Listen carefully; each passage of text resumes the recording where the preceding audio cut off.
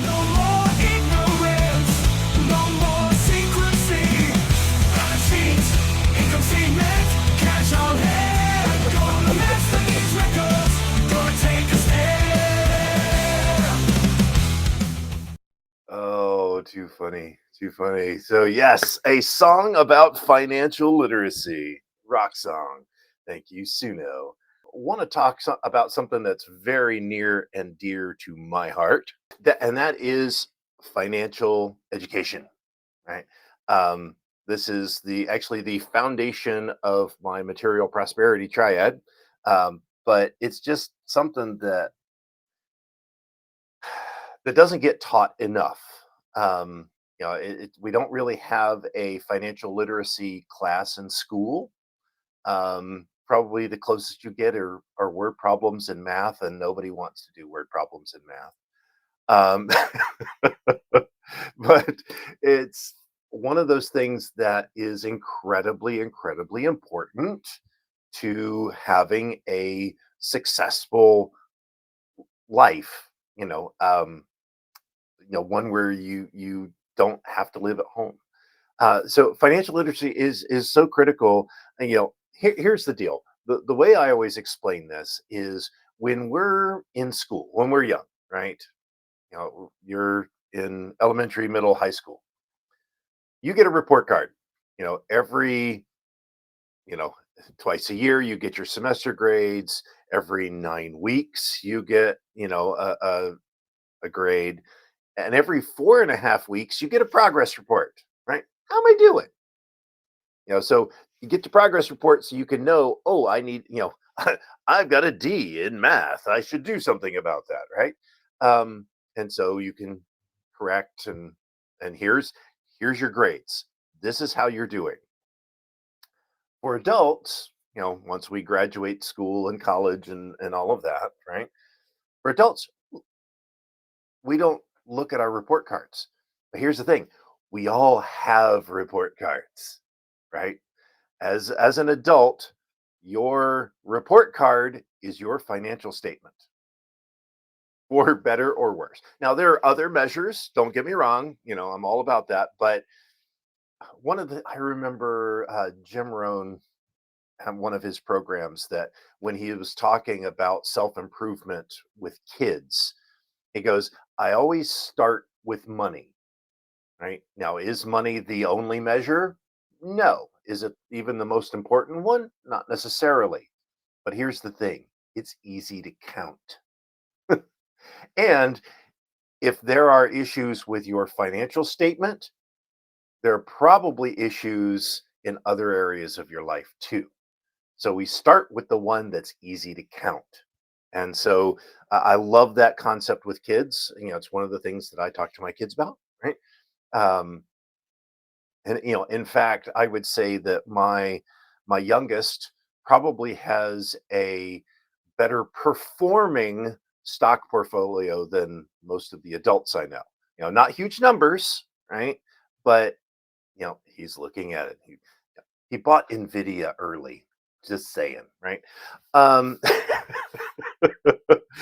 but it's understanding how does money work, right? And so that's why financial education is so important, because here's the deal, when as an adult, as I said, your adult report card is your financial statement. Now here's the thing, how often are you looking at your report card? It should be just like school, every 4.5 weeks, so monthly progress report. Every quarter it's a little bit more detail. Let's look at our look at our ratios, look at all of that, and then once a year, big test, how am I doing? How did I perform over the last year, right?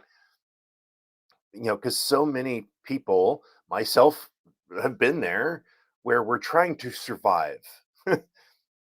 Not so much, how am I saving, all of this.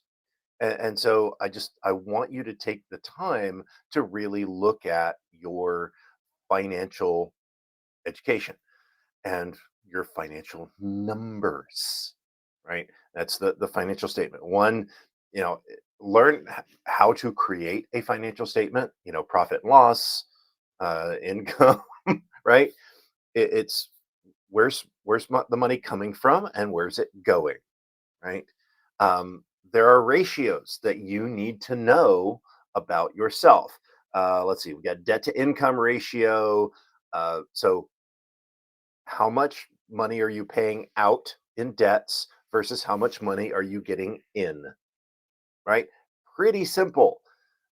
But there have been times in my life where I wasn't watching that and I was spending more than I was earning, but it was all going on credit cards and other things where it wasn't super. I scan the card, it still works. I'm good, right? Um, and I dug myself in a pretty deep hole doing that. Um, what's our savings ratio? How much are you saving versus your gross income, right? And you know, probably the question that should come before that is, are you saving, right? And I'll do the look over the glasses thing for that one, because we all know we need to save, and it doesn't have to be huge amounts, right? Start small, right? Start putting some money away, and when it goes in savings, it doesn't come out, other than like life-threatening things. It's like my son the other day, he's 14, and he wanted, it's like, can I take some money out of my investment account for, I don't even remember what it is he wanted to buy, but it was a larger item.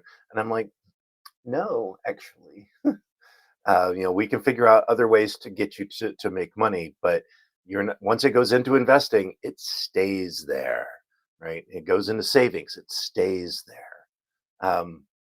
And so there are tons of different ratios that I could go through, credit utilization, your net worth, assets to you know investment to assets to total assets. I mean, there are tons. This is not meant to be a a full treatise on all things, but what I will tell you is understand your ratios, know your report card, right? Because what you don't want to do is get to 60, 70 years old and go, oh, I should probably look at my report card. Oh dear, I have an F in investing, right? It's too late.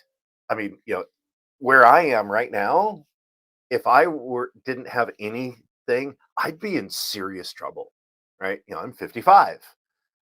I can save some, but let's be honest, 10, maybe 15 years of real productivity, or, in there, that, in the standard world,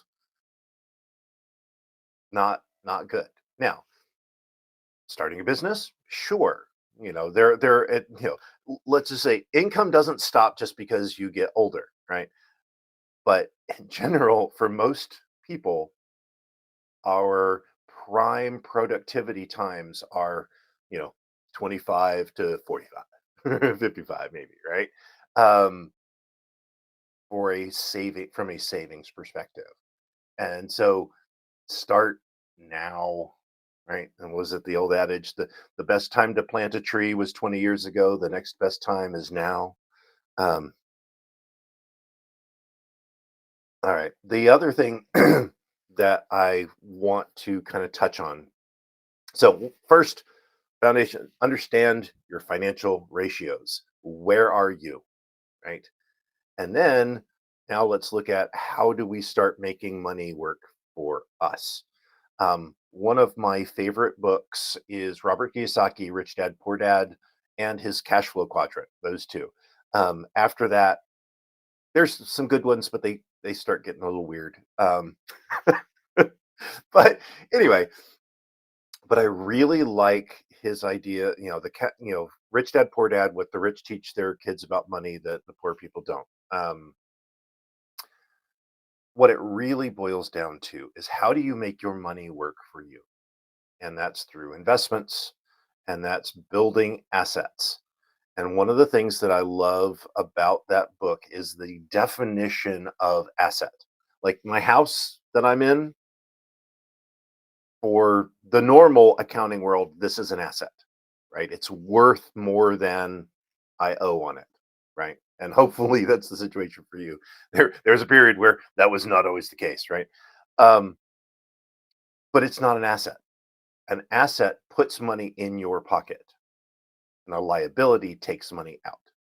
So if I were to stop working today and not have any more income from my hours, this house would eat me alive, right?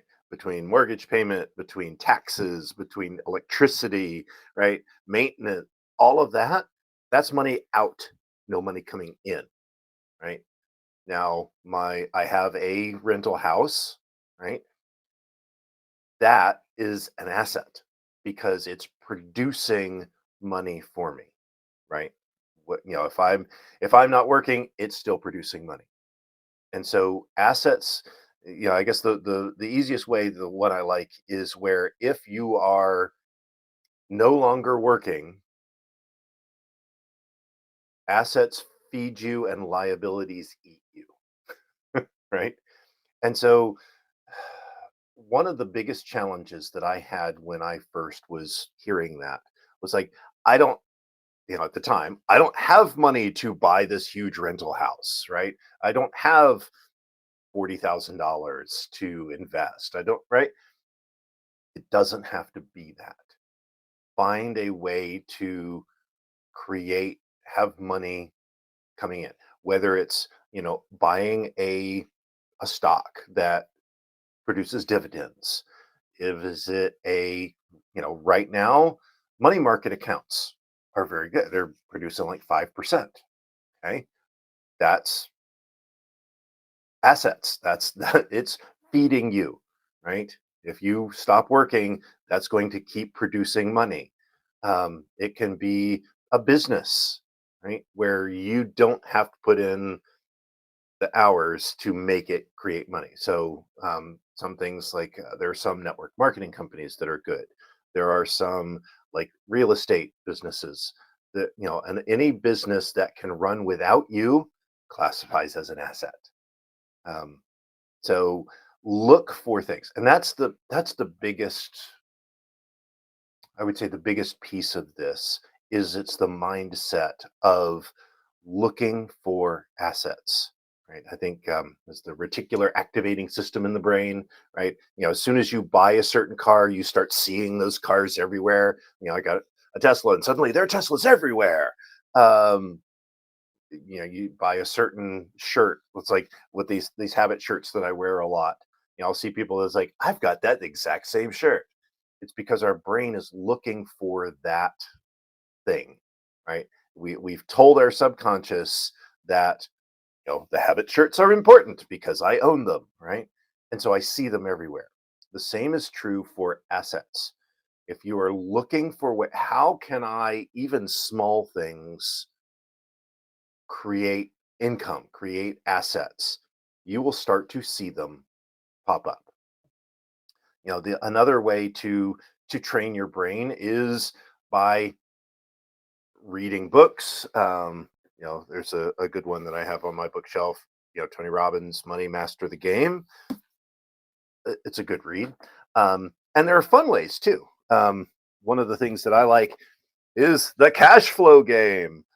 This is actually Robert Kiyosaki wrote Rich Dad Poor Dad to sell this game. That was his whole thing. Um, but it's how do you get out of the rat race? The whole idea of it is creating assets. Right. That's the purpose of that game. Which I'm going to start. I'm going to try to start a group um, to play that. So if you're local to me, let's connect. I'm thinking of doing a group to get together to play that game. But that's an aside. So be on the lookout for assets. How do I create income in my world? Right. And then the last piece that I will leave you with is, what is your mindset on money? What do you what's your financial identity around, right? Uh, there are many of us that have a stigma around money, right? Uh, I can remember many times my parents and grandparents and other people kind of railing against the rich. And, I don't want to get into a big philosophical thing because there are definitely some challenges with our current what I call Darwinistic capitalism system. Um, but at the same time, money is not an evil thing, right? And it's not a bad thing. And yet so many of us have this, you know, subconscious, if I make lots of money, if I become wealthy, I'm somehow bad. Money is the root of all evil kind of thing, right? Which is a misquote. It's the love of money is the root of all evil. But what is your relationship with money? Because if your story that you tell yourself is money is bad and I want money, that causes a problem. Right? And you will like start to achieve some and then somehow it gets sabotaged and things happen. The universe, we keep ourselves in balance. So really take time to look at what is your relationship with money, how do you feel about it, right? And just be in tune with that. Okay. So financial intelligence is very, very, very important in today's world. So, I hope this has helped you get a little bit closer to figuring out your financial world. So, know your ratios, understand what is where you are. Like, look at your adult report card, right?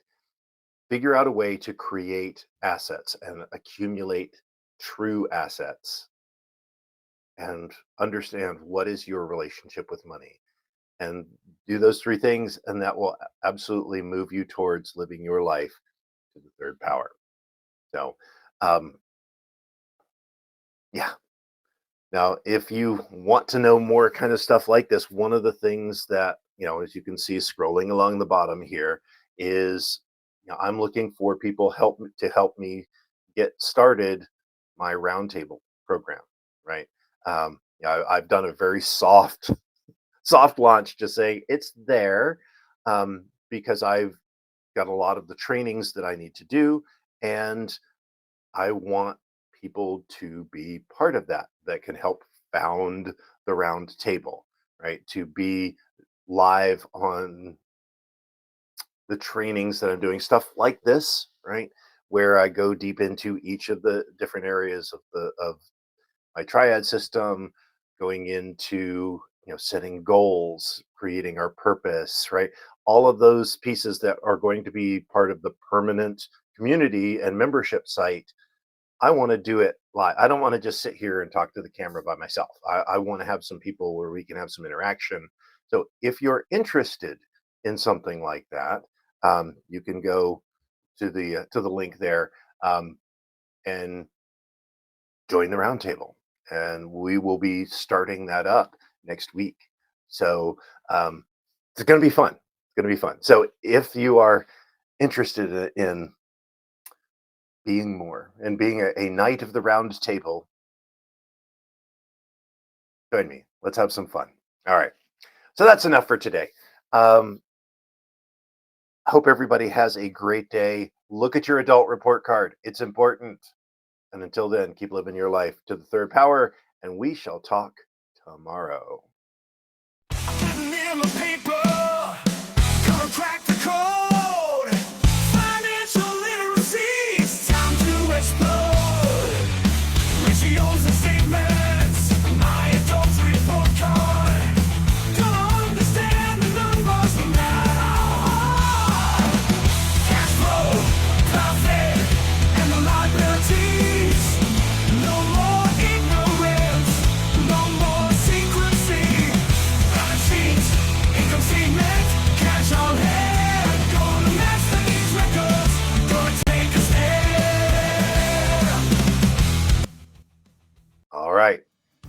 tomorrow, my friends. Thank you for listening to the Third Power Life podcast. Before you go, one quick question for you. Where are you on the path of life? Are you just drifting through your life? Are you fully in command, somewhere in between? Well, you can find out where you are now by taking my new Commander Survey. It will tell you where you are on your growth journey and how to move yourself to the next level. You can find the link on the screen or in the show notes. Now, all I want to know now is, where do you stand?